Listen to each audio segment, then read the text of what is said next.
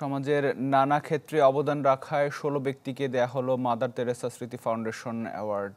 সন্ধ্যায় রাজধানীর একটি হোটেলে সকল অন্যায়ের প্রতিরোধে বাংলাদেশ কথা বলে শীর্ষক আলোচনায় এই সম্মাননা দেওয়া হয়।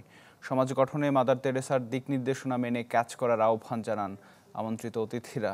বলেন, সব ধরনের সহিংসতা থেকে দূরে থেকে মানব কল্যাণের বার্তা ছড়িয়ে দিলে দেশ স্থিতিশীল হবে। সমাজ ও দেশের প্রতি দায়বদ্ধতা থেকে কাজ করার অঙ্গীকার করেন সম্মাননা পাওয়া ব্যক্তিরা। আমাদের সৃষ্টিকর্তা মহান রব্বুল আলামিন আমাদেরকে সৃষ্টি করেছেন একটি স্বল্পকালীন সময় দিয়ে। এই স্বল্পকালীন সময়ের মধ্যে মানুষ হিসাবে বাংলাদেশ তথা সারা বিশ্বে তিনি আলোড়ন সৃষ্টি করেছেন মানুষের মানবিক সেবায়, মানুষের পাশে দাঁড়িয়ে মানুষকে কিভাবে উপকার করা যায়, চিন্তা চেতনায়, মেধায়, প্রজ্ঞায়, মননে সবকিছু অনুভবে তার মধ্যে ছিল।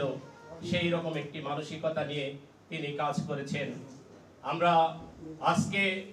আমি ব্যক্তিগতভাবে বিশ্বাস করি, একজন মানুষ হিসাবে আমাদের নৈতিক দায়িত্ব আছে এ সমাজকে কিছু দেওয়ার, এ সমাজের মানুষের জন্য কিছু করবার।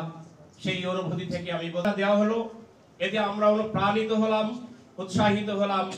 এই উৎসাহ নিয়ে আমাদের কাজগুলো ভবিষ্যতের জন্য যেন আমরা আরো ভালো কাজ করতে পারি সেই প্রত্যাশা। বাংলাদেশে এখন একটি চরম দুর্যোগময় মুহূর্ত আমরা বিরাজ করছি।